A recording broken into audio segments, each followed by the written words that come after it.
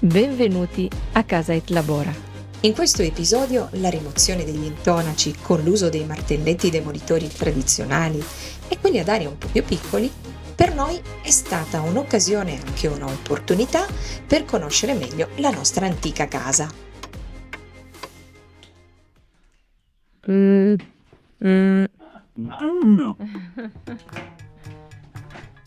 Non passa.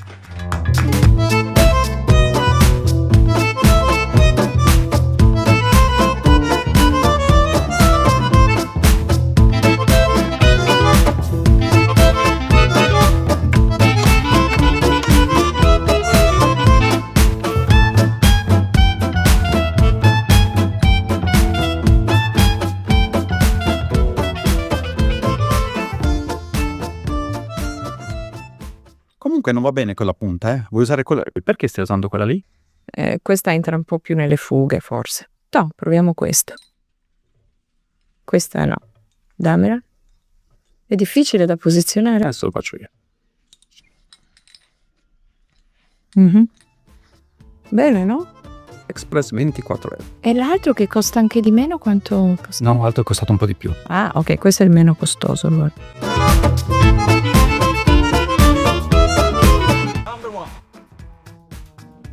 L'arrivo del compressore ci ha permesso di usare e anche testare l'efficienza dei martelletti ad aria compressa. Sono stati davvero una grande rivelazione. Sono leggeri, maneggevoli e molto efficaci. Un piccolo difetto, tuttavia, sono rumorosi, almeno quanto le tipologie di martello, quelle tradizionali, forse un po' di più. Ma si risolve tutto con i tamponi auricolari o le cuffie. E comunque noi pensiamo che ne valga la pena. Questa non è pubblicità, è solo una constatazione che abbiamo fatto durante questi giorni in cui abbiamo lavorato alla rimozione degli intonaci. Quindi parliamo un po' per esperienza nostra e del tutto personale.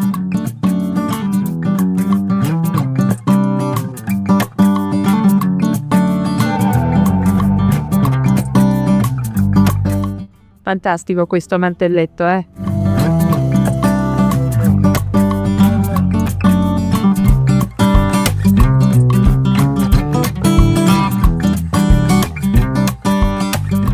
Proviamo. Ok.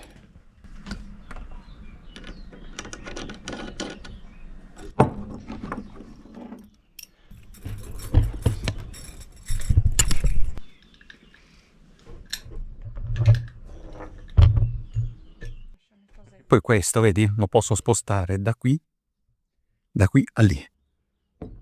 Vedi questo che lo posso mettere qui anche. Ah, ok. È corto per alcune funzioni e lungo per altre, solo che devi smontarlo e montarlo ed è più complicato. Allestro bene.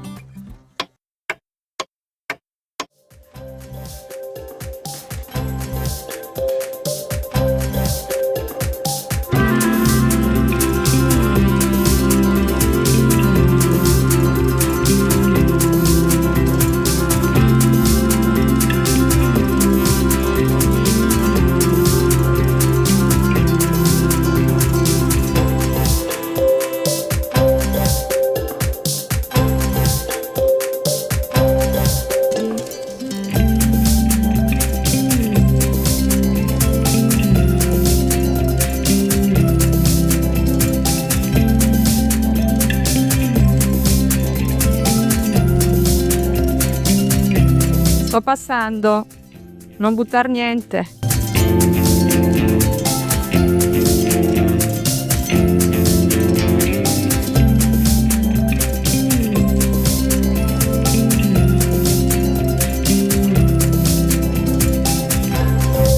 Quanto ci hai messo? Mezz'oretta? 3/4 d'ora? Ok. Se per gli intonaci di calce e gesso, detto anche travadiglio, abbiamo preferito usare i martelletti ad aria, per gli intonaci in cemento più duri abbiamo preferito invece usare il martello demolitore. E infine siamo passati alla demolizione dei 2 muretti a piano terra e al piano superiore. La nostra proprietà, infatti, in passato era stata divisa in 2 appartamenti separati appunto da questi 2 muri.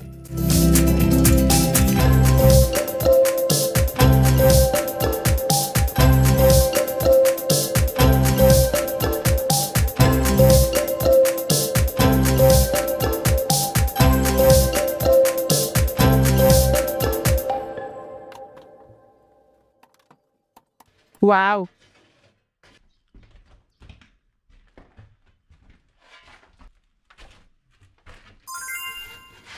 Con la rimozione di queste pareti, i 2 ambienti della galleria su ambo i piani sono di nuovo continui come in passato.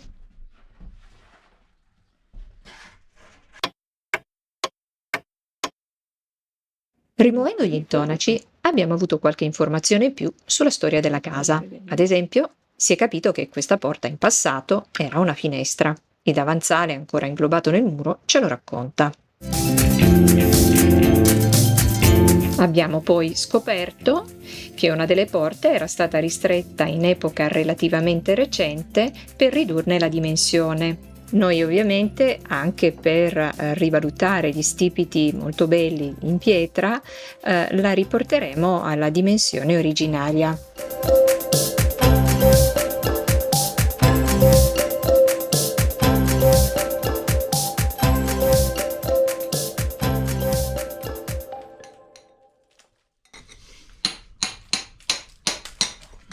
Quindi la struttura della scala è completamente in pietra.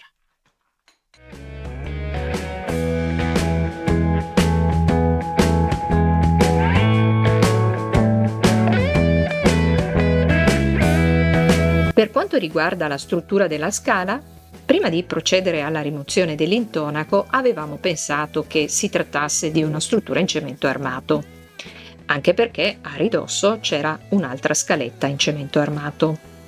Invece con la rimozione dell'intonaco abbiamo visto che la struttura era costituita invece da blocchi robusti di pietra squadrata.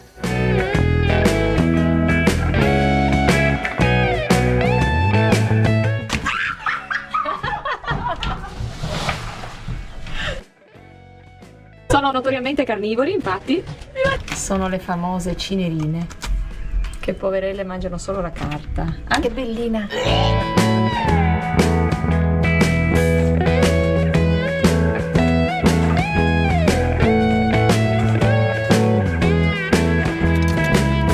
Per finire, sul fondo della galleria abbiamo rinvenuto una porta murata già in epoca molto antica, per separare la nostra proprietà da un'altra proprietà. È davvero un peccato che, oltre ai 2 muretti appena demoliti, non si possa anche demolire e riaprire la porta murata sul fondo della galleria. Ma non possiamo, perché ciò che sta dietro la porta murata non ci appartiene.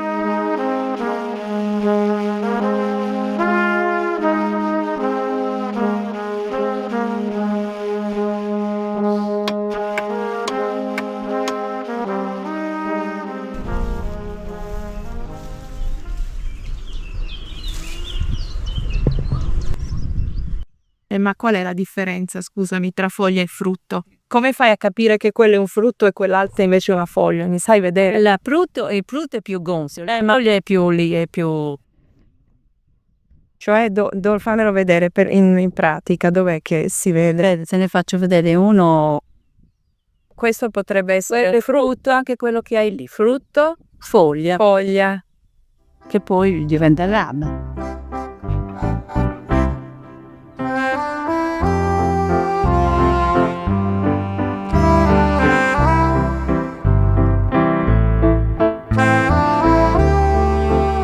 E dopo aver cercato di capire che cosa ci racconta la casa rimuovendo gli intonaci, ci spostiamo in giardino, stavolta per capire che cosa ci raccontano i germogli degli alberi.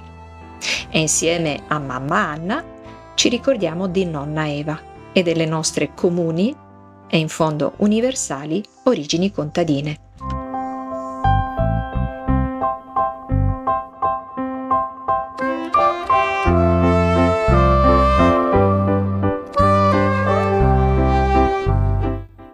Siamo giunti alla fine di questo episodio.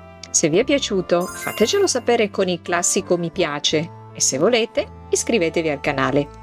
Intanto, in attesa di rivederci presto, vi inviamo ancora una volta i nostri più cari saluti da Gran Canaria.